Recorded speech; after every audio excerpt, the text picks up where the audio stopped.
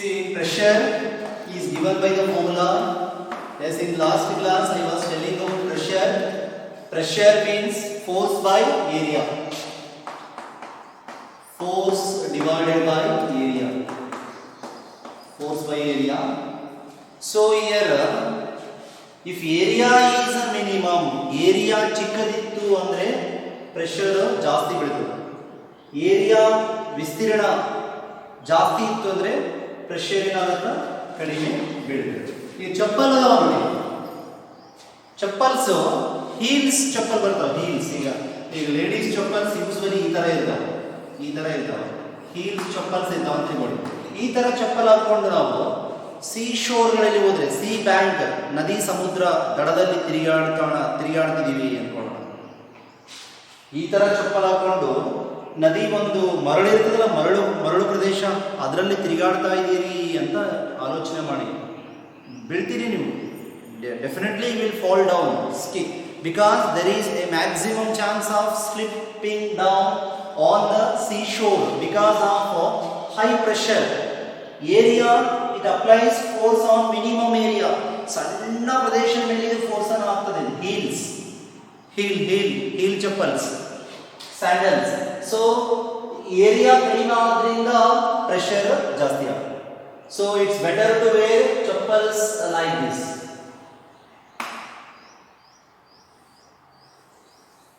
ಈ ತರ ಇರುವಂತ ಚಪ್ಪಲ್ಸ್ ನಾವು ಹಾಕೊಂಡು ಹೋಗ್ಬೋದು. Because here is the area covered by this type of chappal is maximum compared to area of this type of sandal. So here area is maximum, pressure is minimum. Here area is minimum, pressure is maximum. Camels, have you seen the leg of a camel? Camel's leg ಕಾಲು ಈ ತರ ಇರುತ್ತೆ, ಈ ತರ ಇರ್ತಾವೆ camels. ಏನಾದ್ರು ನೀವು legs shape ನೋಡಿದ್ರೆ ಈ ಟೈಪ್ ಇರುತ್ತೆ. So here it is, see this is the one imaginary leg of A camel. So ಇದ್ರ ಮತ್ತೆ ನೀವು ಕ್ಯಾಮಲ್ ಇನ್ನೂ ಸ್ವಲ್ಪ ಬ್ರಾಡ್ ಆಗಿರ್ತಾವೆ, ಅಂದ್ರೆ ಇದ್ರದ್ದು ಲಾರ್ಜ್ ಏರಿಯಾನ ಕವರ್ ಮಾಡ್ತಾ ಇರ್ತಾವೆ. Camels foot. So here see what I am telling is, so for this reason here pressure applied on the legs of a camel, it is minimum. So a camel can easily walk on the desert surface compared to us. We cannot walk very easily on the desert surface, desert roads, desert surface. A camel it survives in the desert only. Right? Here the thing is pressure. Pressure equals to force by area. Pressure equals to force by area. Next comes friction.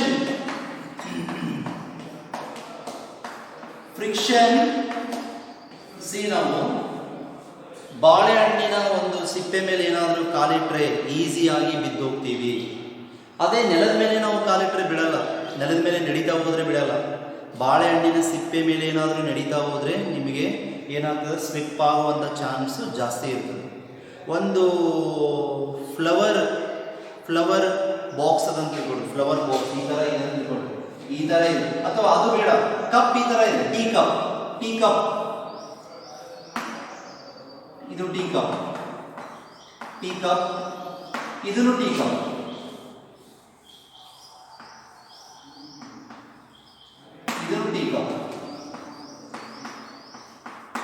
ನೋಡಿ ಇವೆರಡರಲ್ಲಿ you can handle it very easily. You can hold this tea cup very easily compared to the first one. ಎರಡನೆಯ ಒಂದು tea cup ಅನ್ನ ನೀವು ಬಹಳ ಸುಲಭವಾಗಿ ಹಿಡಿದುಕೊಳ್ಬಹುದು, handle ಮಾಡಬಹುದು ಇದನ್ನ. ಬಟ್ ಇದು ಸ್ವಲ್ಪ ಕಷ್ಟ ಇದೆ. ಇಲ್ಲಿ ಕಾನ್ಸೆಪ್ಟ್ ಏನದಂದ್ರೆ friction is maximum for this tea cup, friction is minimum for this holder. So banana peel, you fall down when you step on a banana peel, but you see you can never fall down on stepping on the ground. The reason is ground gives minimum friction, banana peel gives maximum friction. Banana ಸಿಪ್ಪೆ ಮೇಲೆ ಕಾಲಿಟ್ಟರೆ ಬಿದ್ದೋಗ್ತೀವಿ ನಾವು, ಈ suit cases ಈ ತರ ಇದು ಅಂತ imagination ಮಾಡ್ಕೊಳ್ಳಿ.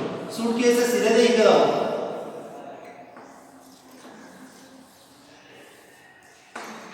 ಇದು ಸ್ವಲ್ಪ suitcases imagine this is the suitcase. Suitcase. So ಇಲ್ಲೇ ಅಂತ ತಿಳ್ಕೊಳ್ಳಿ, ಈ ತರ ಸೂಟ್ ಕೇಸಸ್ ಅದಾವ ಅಂತ ತಿಳ್ಕೊಳ್ಳಿ.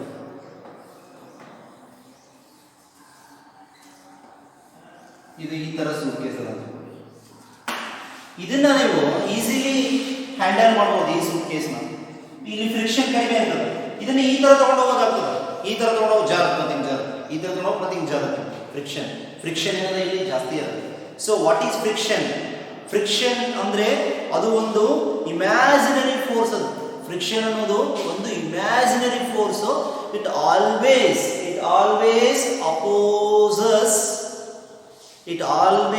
opposes the motion of a body, relative motion of the two bodies. See here what I am telling. Friction means ಅದು ಒಂದು ಕಾಲ್ಪನಿಕ ಬಲ. ಎರಡು ವಸ್ತುಗಳಿಗೆ ಸಂಬಂಧಿಸಿದ ಚಲನೆಯನ್ನ ಅದು ಯಾವಾಗ್ಲೂ ಏನ್ ಮಾಡ್ತಾ ಇರ್ತದ? ಅಪೋಸ್ ಮಾಡ್ತಾ ಇರ್ತದೆ. ಈಗ ನಾ ಗಾಳಿ, ಅದು ಏನು ನೀವು ಫಸ್ಟ್ ಸಣ್ಣ ಮಕ್ಕಳಿದ್ದಾಗ ಈ ತರ ಆಡ್ತಾ ಇರ್ತೀವಲ್ಲ, ಈ ತರ ಗಾಳಿ ತಗೊಂಡು ಆಡ್ತಾ ಇರ್ತೀವಿ. ನೀವು ನೆನಪಿದೆ ವೀಲ್ ತಗೊಂಡು ಆಟ ಆಡಿಸ್ತಾ ಇರ್ತೀವಿ ನಾವು. ಈ ತರ ಆಟ ಆಡಿಸ್ತಾ ಇರ್ತೀವಿ ಈಗ ಹೋಗ್ತಾ ಇರ್ತೀವಿ. ಹಿಂಗೆ ಅಂತಿರ್ತೀವಿ ವೀಲ್ಸ್ನ. ಹಿಂಗೆ ಒಂದು ಅಥವಾ ಒಂದು ಸ್ಟಿಕ್ ಯೂಸ್ ಮಾಡಿದ್ವಿ. ಒಂದು ಸ್ಟಿಕ್ ಯೂಸ್ ಮಾಡಿ ಸ್ಟಿಕ್ಲಿ ಹಿಂಗೆ ಅಂತಿರ್ತೀವಿ ಅಂತ ತಿಳ್ಕೊಳ್ಳಿ. ಎಲ್ಲಿ ತರ ನೀವು ಹಿಂಗೆ ಅಂತಿರ್ತೀರಿ, up to that point only it keeps moving. When you stop giving the force, this wheel, it attains the state of rest immediately. It falls down. Reason ಏನದ ಅಂದ್ರೆ ಆ ವೀಲ್ ಹಿಂಗ್ ತಿರುಗ್ತಾ ಇದೆ ಅಂತ ತಿಳ್ಕೊಂಡು ನಾವು ಫೋರ್ಸ್ ಆಗ್ತಾ ಇದೆ, ಹಿಂಗೆ ಹೋಗ್ತಾ ಇದೆ. ಹೊರಗಡೆ ಒಂದು ಫ್ರಿಕ್ಷನ್, ಎದುರುಗಡೆ ಒಂದು ಫ್ರಿಕ್ಷನ್ ಇರುತ್ತೆ. ಯಾವಾಗಲೂ ಅಪೋಸಿಟ್ ಡೈರೆಕ್ಷನ್ ಅಲ್ಲಿ ಫ್ರಿಕ್ಷನ್ ಆಕ್ಟ್ ಆಗ್ತಾ ಇರ್ತದೆ. ಫ್ರಿಕ್ಷನ್ ಅನ್ನೋದು ಒಂದು ವಸ್ತುವಿನ ಚಲನೆಗೆ ವಿರುದ್ಧವಾದ ದಿಕ್ಕಿನಲ್ಲಿಯೇ ಇರ್ತದೆ. ಇಲ್ಲಿ ಎರಡು ವಸ್ತುಗಳು ಯಾವ್ಯಾವು? ಒಂದು ವೀಲು, ಇನ್ನೊಂದು ಗ್ರೌಂಡ್. ಸೊ ಎರಡು ವಸ್ತುಗಳು ಏನದಾವ? ಸಂಬಂಧಿತ ಚಲನೆಯಲ್ಲಿದಾವ, ರಿಲೇಟಿವ್ ಮೋಷನ್ ಅಲ್ಲಿದಾವ. ಸೊ ಈಗ ನಾ ಏನ್ ಹೇಳ್ತಾ ಇದ್ದೀನಿ ಅಂದ್ರೆ, what is friction here?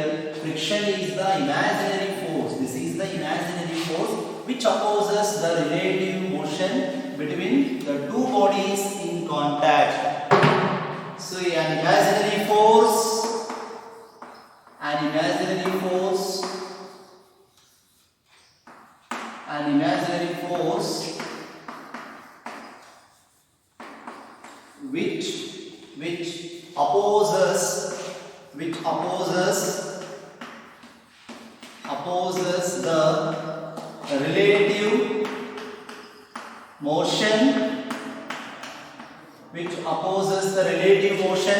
which opposes the relative motion,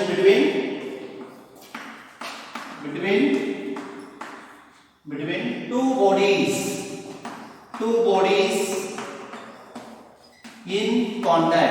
bodies in contact. ಇದು ಫ್ರಿಕ್ಷನ್ ಅಂದ್ರೆ ಒಂದು ಕಾಲ್ಪನಿಕ ಬಲ. ಅದು ಯಾವಾಗಲೂ ಏನ್ ಮಾಡ್ತಾ ಇರ್ತದ?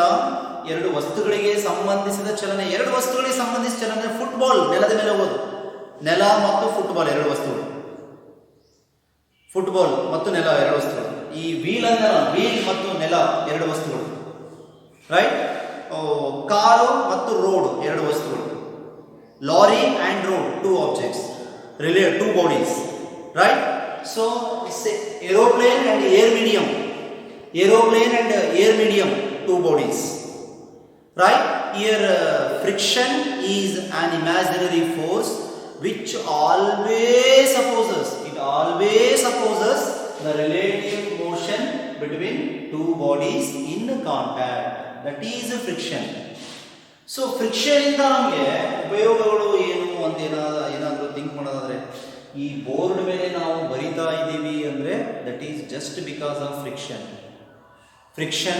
Without you just paste a plastic paper over on this board, on this green board. See, I am pasting a plastic paper on this board and I am trying to write. I cannot write now because friction is minimum for smooth surface. Smooth ಸರ್ಫೇಸ್ಗಳಿಗೆ friction ಕಡಿಮೆ ಇರ್ತದ. Friction is maximum for hard rough surfaces. This is somewhat rough surface compared to plastic paper. You can write easily on the paper, in a notebook. You cannot write very easily on the surface of water. Notebook ನಲ್ಲಿ ಬರೀಬಹುದು, water ನಲ್ಲಿ ಬರೆಯಕ್ಕಾಗಲ್ಲ, ಅಥವಾ ಒಂದು plastic paper ಮೇಲೆ ಬರೆಯಕ್ಕಾಗಲ್ಲ. Right, ನಮ್ಮ writing help ಮಾಡೋದು ಕೂಡ ಯಾವುದು? Friction. Right, ನಾವೊಂದು ವಾಕ್ ಮಾಡ್ತಿದ್ದೀವಿ ನೋಡ್ರಿ, ಗ್ರೌಂಡ್ ಮೇಲೆ ವಾಕ್ ಮಾಡ್ತಾ ಇದ್ದೀವಿ. ಗ್ರೌಂಡ್ ಮೇಲೆ ವಾಕ್ ಮಾಡ್ತಾ ಇದ್ದೀವಿ ಅಂದರೆ it is just because of friction. Imagine this ground where you are walking. That ground is completely filled up with ice blocks or banana peel. Complete ಆಗಿ ಆ ರೋಡನ್ನು ಏನಾದರೂ ಮಂಜುಗಡ್ಡೆಯಿಂದ ತುಂಬಿದ್ರೆ, ಆ ರೋಡ್ ಸಂಪೂರ್ಣವಾಗಿ ಒಂದು ಮಂಜುಗಡ್ಡೆಯಿಂದ ತುಂಬಿದೆ ಅಂತ ಇಮ್ಯಾಜಿನೇಷನ್ ಮಾಡ್ಕೊಡ್ರಿ. What will happen to you? You definitely you are not able to walk over on that surface. You fall down. There is a chance of slip. ಅಲ್ಲಿ ಏನಾದ್ರು ಸ್ಲಿಪ್ ಆಗುವಂಥ ಚಾನ್ಸಸ್ ಜಾಸ್ತಿ ಇರುತ್ತೆ. ಮಂಜುಗಡ್ಡೆಯೇ ಇತ್ತು ಅಂದರೆ. ಯಾಕೆ ಮಂಜುಗಡ್ಡೆ ಅನ್ನೋದು ಏನದ? ಮಂಜುಗಡ್ಡೆ ಅನ್ನೋದು ಒಂದು ಎಂಥದ್ದು, ಎಂಥ ಪ್ರದೇಶ ಅದು ಮಂಜುಗಡ್ಡೆ ಅನ್ನೋದು? ಅಲ್ಲಿ ಏನದು? It is smooth surface compared to the road hard, road rough surface ಅದು. ಸೊ ಇಲ್ಲಿ ಫ್ರಿಕ್ಷನ್ ಅನ್ನೋದು ಒಂದು ಕಾಲ್ಪನಿಕ ಬಲ. ಅದೇನು ಮಾಡುತ್ತೆ? ಯಾವಾಗಲೂ relative motion between the two bodies in ಕಾಂಟ್ಯಾಕ್ಟ್ನ ಅಪೋಸ್ ಮಾಡ್ತಾ ಇರ್ತಾರೆ. ಎರಡು ವಸ್ತುಗಳ ನಡುವಿನ ಚಲನೆಯನ್ನು ಅದು ಗ್ರೌಂಡ್ ಚಲನೆ ಆಗುತ್ತೆ ಸರ್ ಅಂತ. ಗ್ರೌಂಡ್ ಚಲನೆ ಆಗಲ್ಲ, ಬಟ್ ಗ್ರೌಂಡ್ ಮತ್ತು ಈ ನೀವೇನು ನಾವು ವಾಕ್ ಮಾಡ್ತಾ ಇದ್ದೀವಿ ಅಂತ ತಿಳ್ಕೊಳ್ರಿ. ನಾವು ವಾಕ್ ಮಾಡುವಾಗ ನಾವು ಒಂದು ಬಾಡಿ, ಗ್ರೌಂಡ್ ಒಂದು body, two bodies are in contact. ಹೆಂಗೆ ಇನ್ ಕಾಂಟ್ಯಾಕ್ಟ್? ಈ ಗ್ರೌಂಡ್ ಮೇಲೆ ನೆಲ ಇಟ್ಟು ಹೋಗ್ತಾ ಇದ್ದೀವಿ ನಾವು. ಗ್ರೌಂಡ್ ಮೇಲೆ ನೆಲ ಇಟ್ಟು ಗ್ರೌಂಡ್ ಇನ್ ಕಾಂಟ್ಯಾಕ್ಟೇ ನಾವು ನಡೀತಾ ಇದ್ದೀವಿ. So for that reason here two bodies in contact. ಅದು ಅಪೋಸ್ ಮಾಡೋದು ಯಾವುದು? Friction. Friction and force. What are the types of friction? Uses of friction. So that you will learn in your next in the regular classes, right?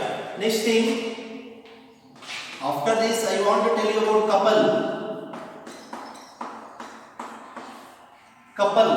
couple ಅಂದ್ರೆ ಎರಡು ಅಂತ ಬರ್ತದೆ meaning. ಜೋಡಿ ಅಥವಾ ಎರಡು ಅಂತ ಈ ತರ ಮೀನಿಂಗ್ ಬರುತ್ತೆ. ಸಿಂಪಲ್ ಆಗಿ ಕಪಲ್ ಅಂದ್ರೆ ನಾವು ಎರಡು ಅನ್ನುವಂತ ಒಂದು ಮೀನಿಂಗ್ ನಾವು ಕೊಡ್ತಾ ಇದ್ದೀವಿ. ಫಿಸಿಕ್ಸ್ ನಲ್ಲಿ ಕಪಲ್ ಅಂದ್ರೆ it is pair of two forces which are acting opposite to one another and which are equal in magnitude. ಒಂದೇ ತರನಾದ ಬೆಲೆಯನ್ನು ಹೊಂದಿರುವಂತಹ ಎರಡು ಬಲಗಳು ಒಂದಕ್ಕೊಂದು ವಿರುದ್ಧವಾಗಿ ವರ್ತಿಸುತ್ತಿದ್ದರೆ ಅದನ್ನು ನಾವು ಕಪಲ್ ಅಂತ ಕರಿತೀವಿ. Two equal and opposite forces forms a couple. ನಳ ಅದಲ್ಲ, ನಳ ಹಿಂಗೆ ತಿರುಗಿಸ್ತಾ ಇದ್ದೀವಿ ನೋಡ್ರಿ. ನಳದ tap water, tap on off ಮಾಡೋದು, ಟ್ಯಾಪ್ ಆನ್ ಆಫ್. ಇದು ಒಂದು ಫೋರ್ಸ್, ಇದು ಒಂದು ಫೋರ್ಸ್. ನೀವು ಅಪ್ಲೈ ಮಾಡಿದ್ರಿ. ಟ್ಯಾಪ್ ಆನ್ ಆಫ್ ಮಾಡೋದು. ಬಾಟಲ್ ಆನ್ ಆಫ್ ಮಾಡೋದು. ಬಾಟಲ್ ಎರಡು ಫೋರ್ಸ್. ಈ ಕಡೆ ಒಂದು ಫೋರ್ಸ್ ಅದ, ಈ ಕಡೆ ಒಂದು ಫೋರ್ಸ್ ಅದ. ಅದೇ ಕಪಲ್. ಸ್ಟೀರಿಂಗ್ ವೀಲ್ ನೋಡಿ, ಜಸ್ಟ್ ಗೊತ್ತಾಗಿಲ್ಲ. This is one force, this is one force, this is one force. Steering wheel, this is a couple. So what is couple? Two equal